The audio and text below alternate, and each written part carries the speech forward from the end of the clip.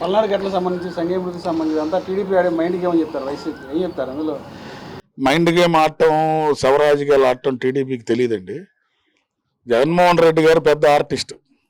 ఒక వ్యక్తి మరణించడం అనేది వాళ్ళ కుటుంబానికి చాలా మైనస్, మనందరం కూడా బాధించదగ్గ విషయం. ఎందుకంటే అది ఎంతో ఆశలు ఉంటాయి, కోరికలు ఉంటాయి. అర్ధాంతంగా చనిపోయారంటే అది తీరని లోటు కూడా. అది వాళ్ళ కుటుంబానికి కూడా మనం తీర్చలేము ఆ లోటుని. దాన్ని శవరాజకీయం చేయాల్సిన అవసరం జగన్మోహన్ రెడ్డి గారికి తప్పితే ఈ భూప్రపంచంలో ఎవరికి ఉండదు. మీరు గమనిస్తే గతంలో ఆయన కోడికెత్తి 2019 ఎలక్షన్లో బాబాయ్ గొడ్డలి, ఆ తర్వాత మొన్న ఎలక్షన్లో ఆయన ఇక్కడ కట్టు కట్టుకున్నాడు. ఈ ట్రా వేస్తే అది బంప్ అయ్యి ఇక్కడ తగిలింది, ఆ పక్కనున్న ఎల్లంపల్లి గారికి ఎడం పక్కకి తిరిగింది.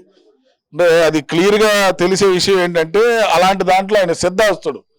రకరకాల గ్యాంబ్లింగ్ ఆడటానికి, రకరకాల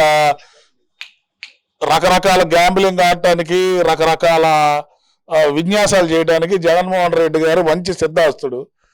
ఆ క్రమంలో ఏంటంటే ఏదో మసిపూసి మాయ చేసి జనాల్లోకి వెళ్ళాలన్న ఆలోచనలో ఉంటున్నాడు. ఇంకొకసారి ఆయన ప్రయత్నం చేసినా కూడా అధికారం వచ్చే పరిస్థితి అయితే లేదు.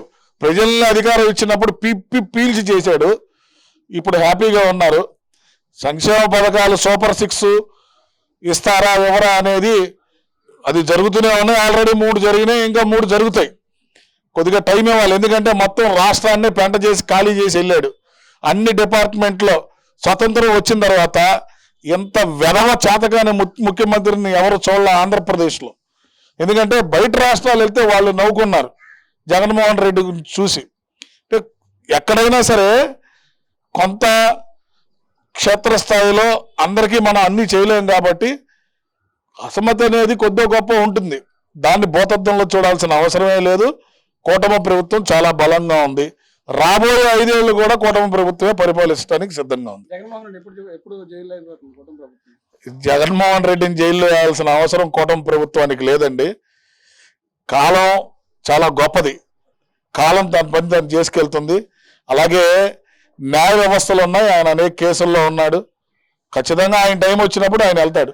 దానికి ఏం ప్రత్యేకంగా కూటమి ప్రభుత్వం ఒక టైం తీసుకొని ఆయన మీద ఫ్రేమ్ చేయాల్సిన అవసరం అయితే కూటమి ప్రభుత్వానికి లేదు. ఏమంటే జగన్మోహన్ రెడ్డి గురించి తెలియని వాళ్ళు ఎవరండి? తెలియని వాళ్ళు ఎవరు చెప్పండి? ఆయన ఏం చెప్పి అధికారంలోకి వచ్చాడు? కులం చూడడం, మతం చూడడం, వర్గం చూడడం, ప్రాంతం చూడడం, పార్టీ చూడడం అని వచ్చాడు.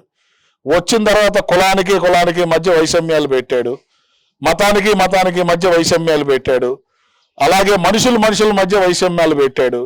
ఏదో లబ్ధి చేకూరుదాం అనుకున్నాడు. ప్రజలు దాన్ని తెలుసుకున్నారు, తిరస్కరించారు. అతని గురించి తెలిసిన ప్రతి ఒక్కళ్ళు కూడా అతన్ని ఖచ్చితంగా వ్యతిరేకించిన పరిస్థితుల్లోనే ఉంది. అది వ్యతిరేకించడాన్ని యాక్సెప్ట్ చేయాలి. యాక్సెప్ట్ చేయకుండా జనాల్ని మొబలైజ్ చేసుకొని ఆ నియోజకవర్గం ఈ నియోజకవర్గం మీరు ఎప్పుడైనా గమనించండి. ఆయన ముఖ్యమంత్రిగా ఉన్నప్పుడే ఆయన ఒక జిల్లాకు వస్తున్నాడంటే చుట్టుపక్కల 4 జిల్లాల నుంచి మొబలైజ్ చేశారు. మొబలైజ్ చేసి పెట్టారు. అదే ఇప్పుడు కూడా నడుస్తుంది. ప్రత్యేకంగా వేరే వాళ్ళు మీరు చూడండి, ఎక్కడికైనా వెళ్ళండి, ఏ జిల్లాలోకి వెళ్తే వాళ్ళే ఉంటారు. తర్వాత జగన్మోహన్ రెడ్డి క్యాన్వా వెళ్తూ ఉంటుంది. 125-150 మంది తొక్కిసలాడుకుంటూ ఉంటారు, తొక్కుకుంటూ ఉంటారు, సెకండ్లు ఇచ్చుకుంటారు. ఆ తర్వాత అంతా ఖాళీగానే ఉంటుంది. మీరు కావాలంటే కెమెరాలు క్లియర్గా దగ్గర పెట్టి చూడండి.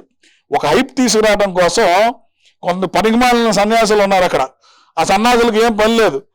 అనవసరంగా జగన్మోహన్ రెడ్డిని బదనాం చేసే పరిస్థితి. ఆయన ఏం చేసినా కూడా జనాలు యాక్సెప్ట్ చేసే పరిస్థితుల్లో అయితే లేరు.